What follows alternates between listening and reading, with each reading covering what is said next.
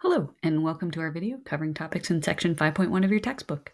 In this video, we will be discussing orthonormal vectors, orthogonal projection, orthogonal complement, and the two greatest inequalities of all time. We have a lot to get through, so do not let me get distracted, guys. Okay. So first, let's start with some Calc 3 review, talk about orthogonality, length, and unit vectors. So two vectors, u and v in Rn, they're perpendicular or orthogonal if their dot product is 0. If you took Calc 3 with me, I hammered this. Okay, so now length. The length of a vector is just, you calculate it by taking the dot product of the vector with itself and taking the square root. That's basically comes from the Pythagorean theorem, but in more general terms. And it's denoted in your book by double bars, although, again, if you took Calc 3 with me, I think it was single bars in the textbook we used. And finally, a vector u is called a unit vector if its length is 1. And suppose you have a vector and you want to turn it into a unit vector, well, just take that vector and divide by its length. There you go, you have a unit vector. Doing this, taking a vector and turning it into a unit vector, this is sometimes called normalizing the vector. I almost called this a normal vector up here. Okay. Enough review. Let's throw a definition from linear algebra. A set of vectors, u1 to um in Rn, they are called orthonormal if they are all unit vectors and orthogonal to one another. So the orthonormal, this normal thing, that term means that they're unit vectors, and then the ortho is referring to the fact that they're all orthogonal. So maybe that'll help you remember. A more compact way of writing this is to say, well, if you have vectors ui and uj, and they're orthonormal, or if this is orthonormal, then ui dot uj, well, if I and j are different, then their dot product has to be 0. And if I and j are the same, so you're taking ui dot ui, well, it's a normal vector. It has length 1, so its dot product with itself has to be 1. So that is kind of, this idea here is captured in this equation here. We've seen orthonormal sets before. So for example, just in R3, the vectors e1, e2, e3. This is an orthonormal set of vectors. And so are these vectors. Suppose you have vectors minus sine theta, cosine theta, and cosine theta, sine theta in R2. Really, this is just taking these vectors. They are unit length. And you can check that. And really, they're just the unit, our normal basis vectors, e1 and e2, but they're just rotated by angle theta. So since you're rotating both by the same angle, they're going to remain orthogonal, and they're going to remain length 1. Okay, we've seen orthonormal sets of vectors before, we just didn't call them that. So why are we focusing on them now? Well, there's some nice things about them. So one nice thing is that orthonormal vectors are automatically linearly independent. So let's check, or prove, I suppose.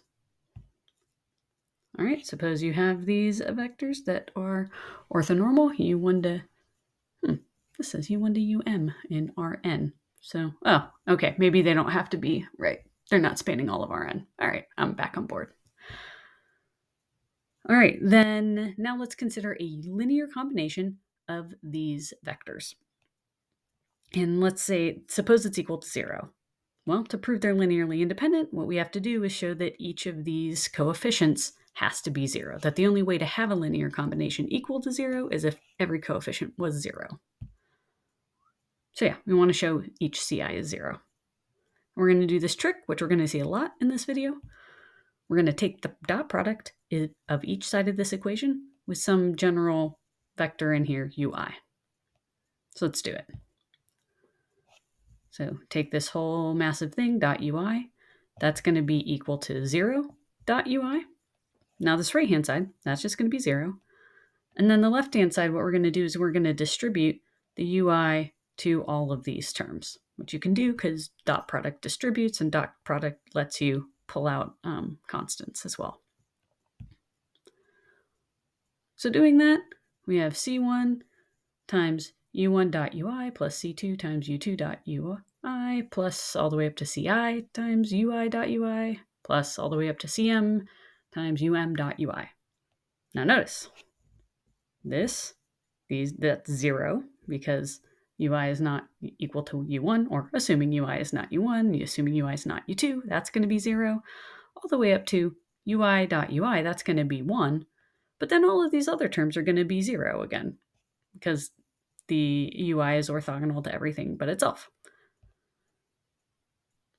Yeah, that's what I just said. But then this implies that Ci is 0 because we've got 0, 0, 0, 0, 0, Ci times 1, which is just Ci, plus 0, 0, 0 equals 0. So yes, our coefficient was 0.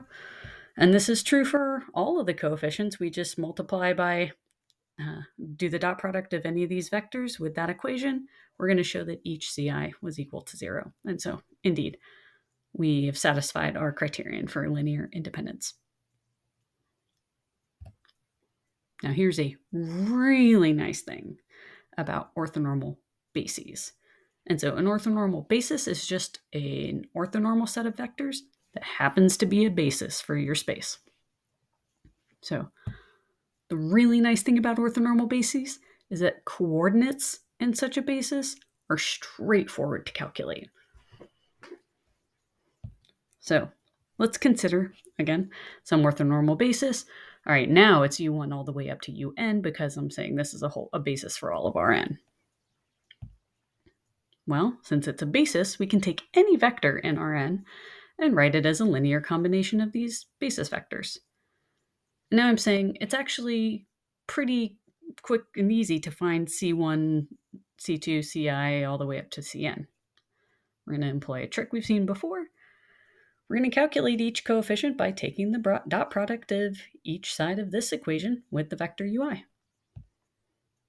So x dot ui is this whole linear combination dot ui distributing through. All right, c1 dot 0 plus, or this is times, not a dot product because these are scalars. C1 times 0 plus all the way up to C1 times Ci times 1 plus all the way up to Cn times 0. And so this means that the coefficient Ci is just x dot ui. So there we go. In order to find this coefficient, all we had to do is take x, the dot product of x with ui to get that coefficient. So we get a theorem.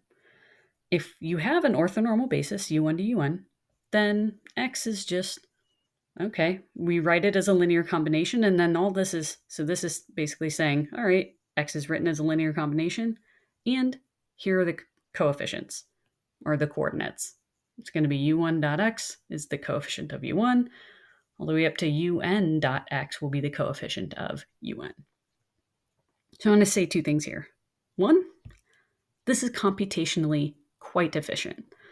The other way you find the coordinates of these vectors, or the coordinates of x in this basis, or the coefficients, you'd have to set up a big linear system of linear equations and then calculate the reduced row echelon form.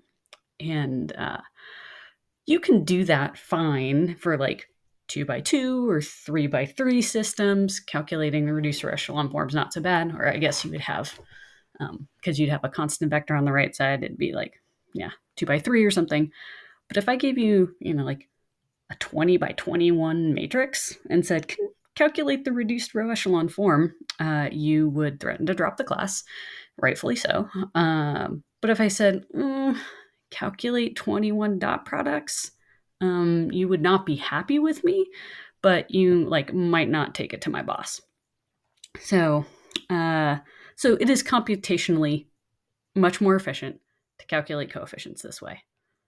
But beyond that, it's also theoretically useful. And so we're going to see this coming up. Okay, so I hopefully have convinced you that Orthonormal vectors and orthonormal bases have some really nice properties. They're automatically linearly independent. They're very easy to calculate their coordinates. So now how do we find an orthonormal basis? Like, this is all well and good, but how do you come up with these things? So the question is, given a basis of vectors, of just any old vectors, v1 to vm of some subspace v, how can we use this basis to find an orthonormal basis for v? This is actually comes up in the next section, so just hang tight. Okay, orthogonal projections. So let's start by talking about some stuff we already know about projections. So one, we already kind of have a geometric idea of what's going on when we're doing projections. Since, Calc 3, you've been given this idea that, well, the projection is like the shadow cast on a line, or if it's projecting onto a plane, it's the shadow cast on the plane if there is some like light shining down directly overhead in both of these scenarios. And the idea is, okay, your projection, you end up with a triangle of this, like the quote unquote shadow, and then this perpendicular vector here, and you end up having a right angle. And in vector terms, this vector x is going to be equal to the sum of this projection vector plus this perpendicular vector. So we've got this geometric idea of sort of casting a shadow for orthogonal projection. We also have an idea of how to calculate projection onto a line. Like we saw this earlier. If w is a vector in the span of the line, then, okay, this is the formula for projection from Calc 3, but also from earlier in your book, section 2.2, I think. And then if instead of using some random vector in the span of L, we choose a unit vector u in the span of L, then the projection is much simpler to calculate. It's just x dot u times the vector u, which should be familiar from what we just saw from orthonormal bases. So keep that in mind. And what about projection onto a plane? We didn't actually talk about this in class, but maybe you've seen it before, where if you want to find the projection onto a plane, well, one way you can do it is actually just project onto a line spanning this perpendicular vector, and then subtracting that off from x to get this. So the projection onto a plane, this is in 3D, well, okay, you take this vector x and you subtract off the projection onto the line that is the span of this vector. So that's one way to do it. And if you have you're like, well, how do you find the lines, a vector spanning this line? Whose span is that line? Well, okay, if you have a plane in 2D, then you just read off the normal vector. In general, in higher dimensions, we might not know what to do. And then the last thing is that we already know that projection is a linear transformation. We've seen this, at very least we've seen this in our R2, but it really is just following from the fact that the dot product is linear. Like x plus y dot some vector u is going to be x dot u plus y dot u, and then you can pull out scalars from the dot product as well. So projection's a linear transformation. All right, so this is what we know. So where are we going to go with this? We want to be able to talk about projections in general. So in some 17-dimensional space, what's projection look like? We can't really rely on this idea of a shadow being cast anymore. I mean, we have no concept of what the geometry looks like, in our minds. So we have to come up with a general way to talk about projections. And here's what your book does. So your book says, okay, for orthogonal projection, it's actually a theorem, not a definition. So part of this theorem, your book says, consider some vector x in Rn and a subspace V of Rn. So this subspace V is the subspace you're going to project onto. Your book says, as a theorem, it turns out that we can write our vector x as the sum of two other vectors. A vector x parallel, which is where x parallel is in V, the space we're projecting into, and this vector x perpendicular, or x perp, where this perpendicular vector is perpendicular to v. So your book is saying, okay, we can do this. We can represent our vector x with some vector in v and some vector perpendicular to v. And then it says this representation is unique. Okay, so if this is true, then your book defines the vector x parallel to be the orthogonal projection of x onto v. So like if you were drawing a picture like we had before, it's saying, well, okay, you have some vector x. You can write vector x as a sum of some vector in v and some vector perpendicular to v. And if you can do that, then the vector that was in v, that vector there happened to be the orthogonal projection of x. I just want to say, this is a strange way to define projection. It uses the word orthogonal, but you're not really, nowhere in here is the dot product being invoked. It's saying, okay, you can write something this way. And if you can write it that way, then, it turns out that vector originally that you were looking at, the one that was in the plane, that one was the projection. And it's all due to this theorem that says, all right, you can do this and you can only do it in one way, that there's only one way to write a vector in terms, or to decompose a vector in terms of a vector in the plane or in the subspace and a vector orthogonal to it. So, okay, this is a strange way to define projection. Not my preferred way. We'll see my preferred way when we talk about least squares later on. But just also note, this doesn't really give us a formula for finding projections in general. This just means, I guess we just have a definition that works for projections in general. But this doesn't tell us how to calculate them. So I'm going to jump ahead a little bit and say, all right, here's the formula for calculating orthogonal projection in general. And I want to give you a sense of why geometrically this might make some sense. And then we'll show that this satisfies the definition. So, okay, here's our formula.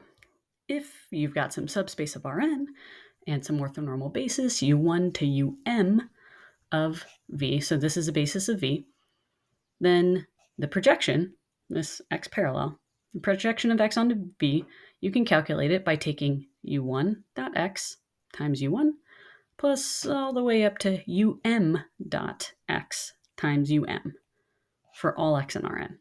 This works. And so I just want to pause and say, look at this term right here. This term is just projection onto the line spanned by the first basis vector.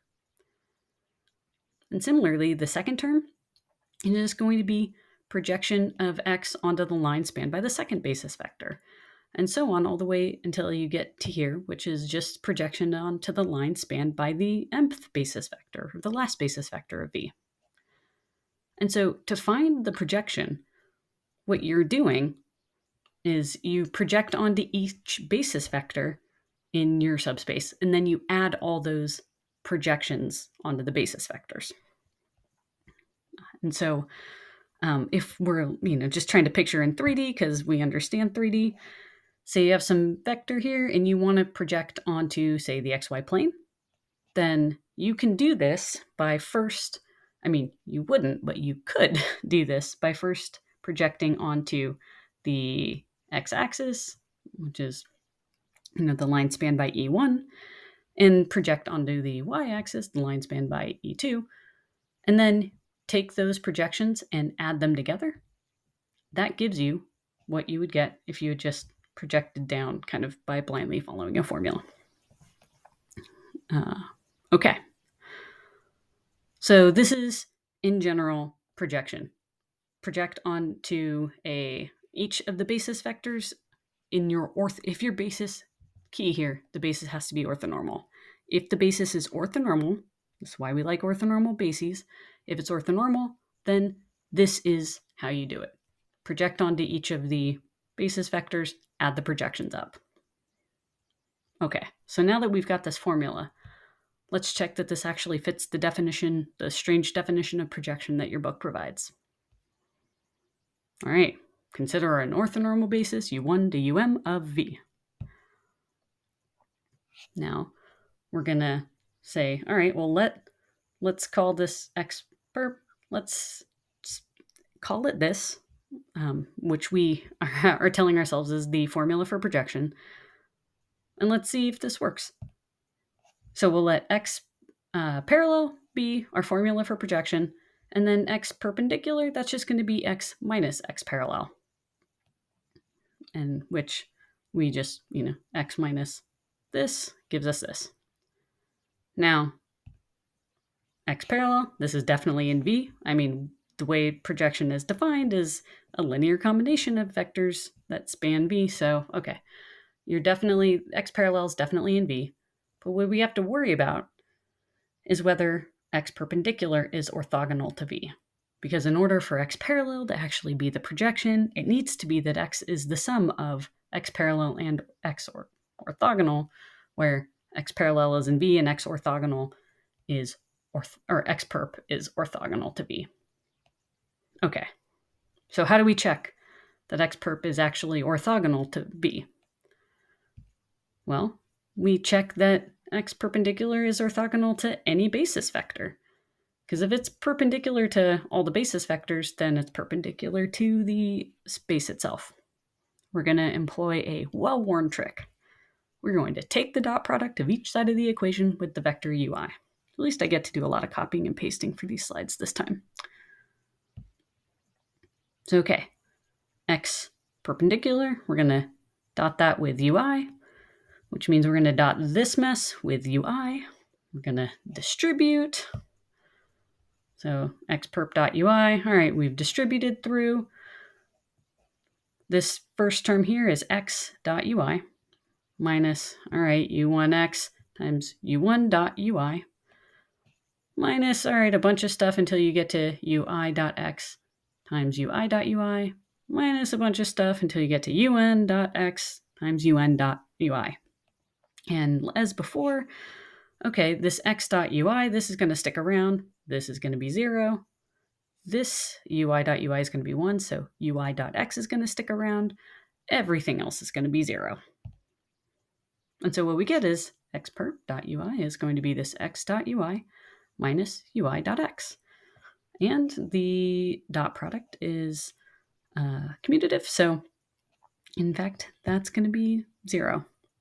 So, okay, x perpendicular is in fact orthogonal to the subspace V, so good. This the formula that we chose for the projection actually fits the definition. But what about this claim of uniqueness? Like in the theorem that we saw, where we get the definition projection, it claims that not only can any vector x be written as x parallel plus x perpendicular, but that there's only one way to do it. So let's prove that. Consider an orthonormal basis, u1 to um of v. And now let's suppose, so by hypothesis, let's suppose we have x is x parallel plus x perpendicular, where x parallel is in V, x perpendicular is orthogonal to V. And we can write x parallel as some linear combination, u1 to um. I guess I should say up here, we're like agnostic about what x parallel and x perp are, and our goal is to show that x parallel and x perp are what we want them to be, namely our formula for projection, and then x minus that. So, okay, x parallel, it's going to be some linear combination of the basis vectors of V, because that's what it is for u1 to um to be basis vectors, is that any vector in V is a linear combination of them. And we're just right now, we just don't know, we're agnostic as to what the coefficients are. Now, by hypothesis, this vector x perpendicular is just going to be equal to x minus x parallel. That's what we're supposing at the beginning. So writing x perpendicular as x minus x parallel is x minus, okay, this was the formula for x parallel, or the linear combination for x parallel. And by hypothesis, x perpendicular is going to be orthogonal to every vector in B. And then we're going to use this to calculate what the coefficients have to be. By taking the dot product of each side of the equation with the vector ui. So we're going to use this to calculate the coefficient ci. All right, x perp dot ui. Well, remember, since x perp is orthogonal to every vector in V, x perp dot ui is going to have to be 0. So this is going to be 0. We're going to distribute ui through. So we're going to get an x dot ui and then a bunch of zeros, ci times 1, and a bunch of zeros. So this is telling us that, 0 is x dot ui minus, the only thing that sticks around is c times ui dot ui, which is 1, which implies that ci is in fact x dot ui.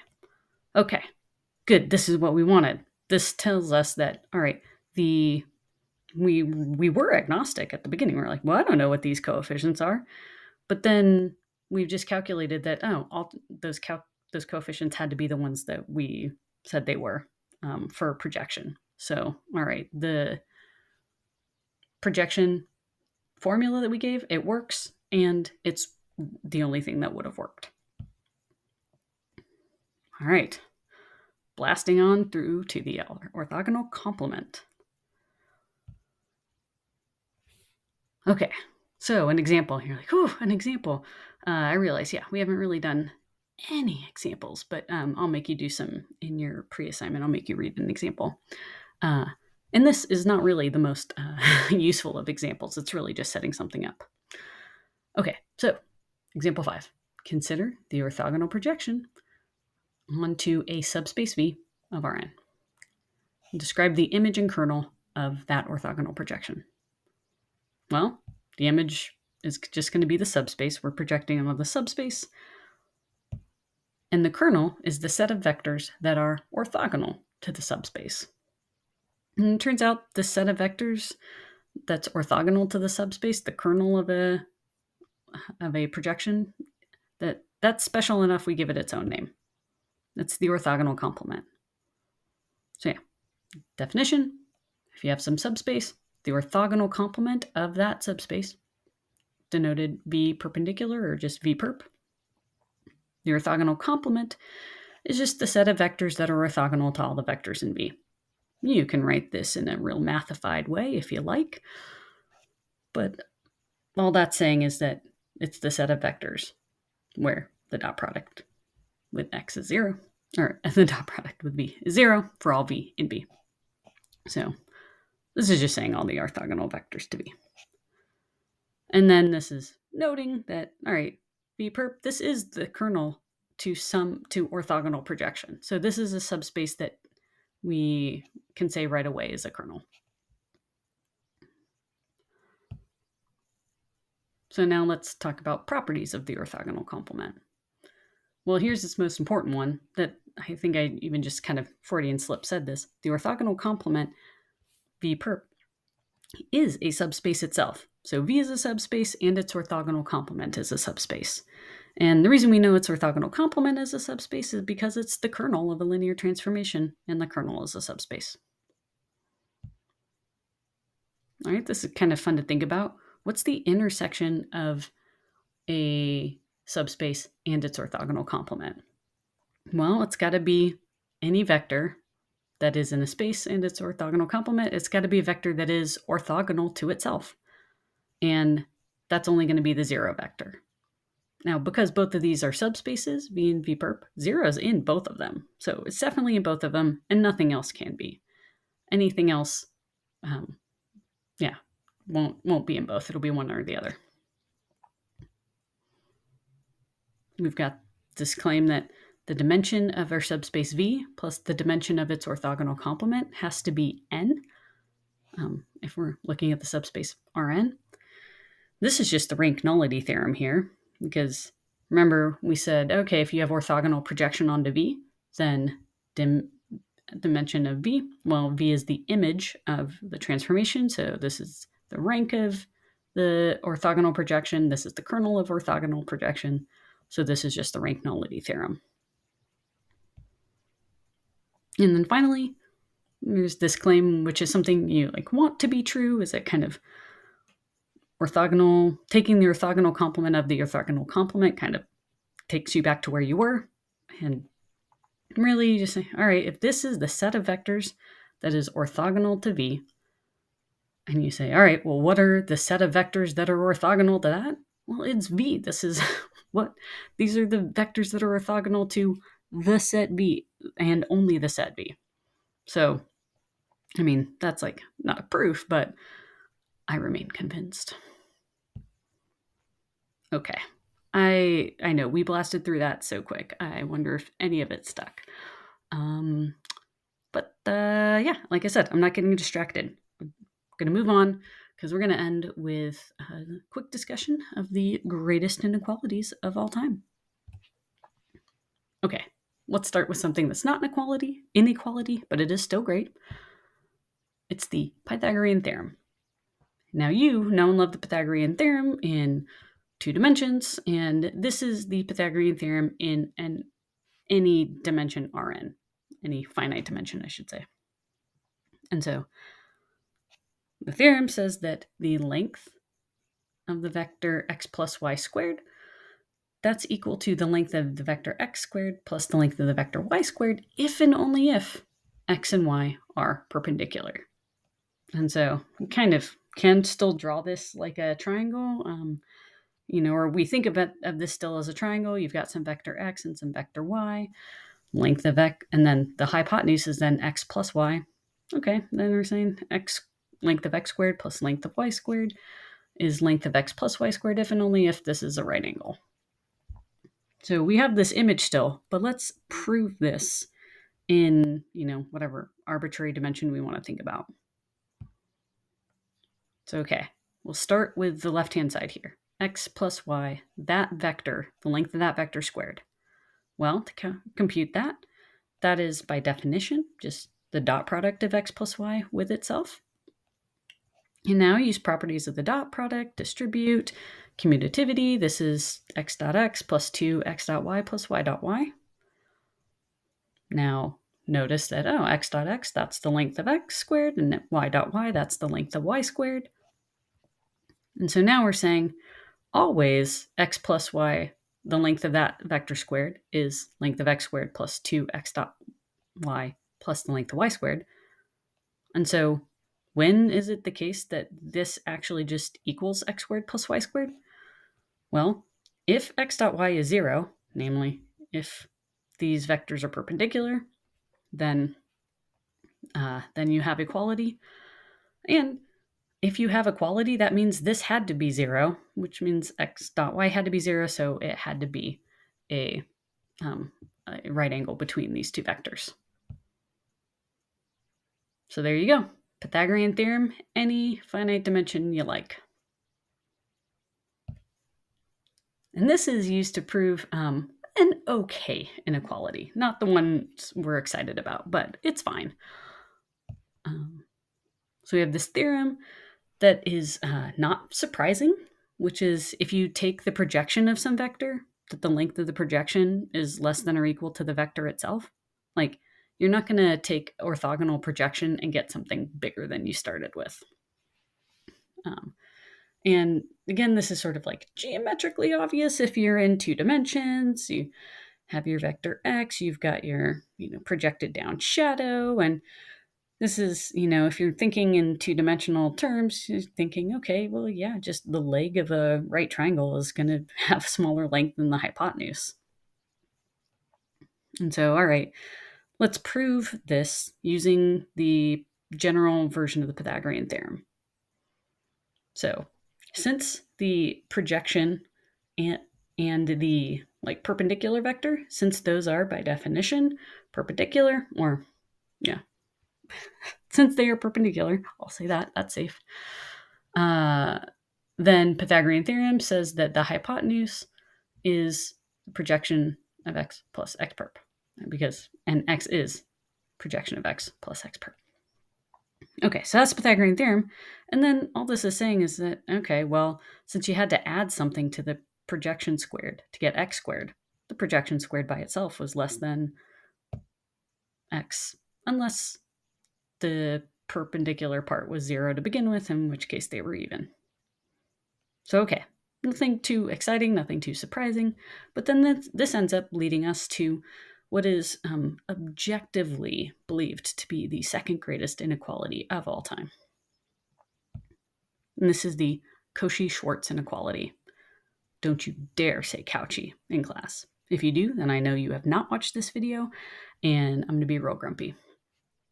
So, okay, the Cauchy-Schwarz inequality says that, okay, if x and y are two vectors in Rn, then take the dot product of x and y, take its absolute value, because remember, dot product is scalar, take the absolute value of it, that absolute value of x and y is going to be less than or equal to the length of x times the length of y.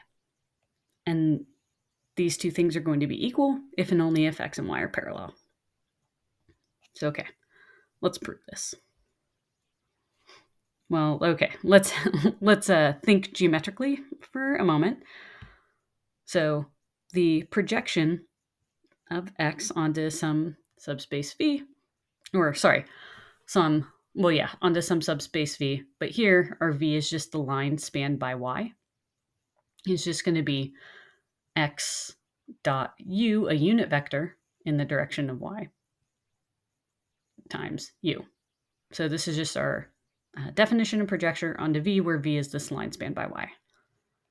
And then u is just, all right, since, we want everything in terms of y, u is just the length of y divided by its length. So we've just normalized y. Okay, let's use this OK inequality, which says that x is greater than or equal to the projection of x. And then replace the projection of x just with what we have here, the definition of projection onto a line. Okay, this next equality requires some thought to justify to yourself. So this is the length of the vector x dot u times u. Now x dot u, this is a scalar. And so you can you can't pull a scalar out by itself. But you can't pull out its absolute value because, length is always positive. So you can pull out a scalar from the length so long as you're pulling out its absolute value. And once you do that, then what you're left with is the absolute value of x dot u times the length of u, which is 1. So that's where this comes from. And now let's replace u with it's just in terms of y. And then that's just equal to, all right, we're pulling out a scalar 1 over length of y, but that's okay because its length of y is already positive, so we don't have to worry about that. Absolute value signs. And so we've got that x is greater than or equal to the absolute value of x dot y divided by the length of y. And now all we have to do is multiply both sides by the length of y, and we get what we were looking for. Length of x times length of y is greater than or equal to the dot product of x times y. And this leads us to what everyone agrees is the greatest inequality of all time, the triangle inequality.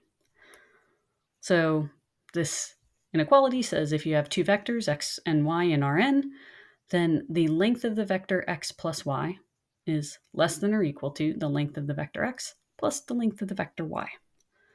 And this is called the triangle inequality because if you just look at if you write these vectors in terms of triangles, you've got vector x, y, and x plus y.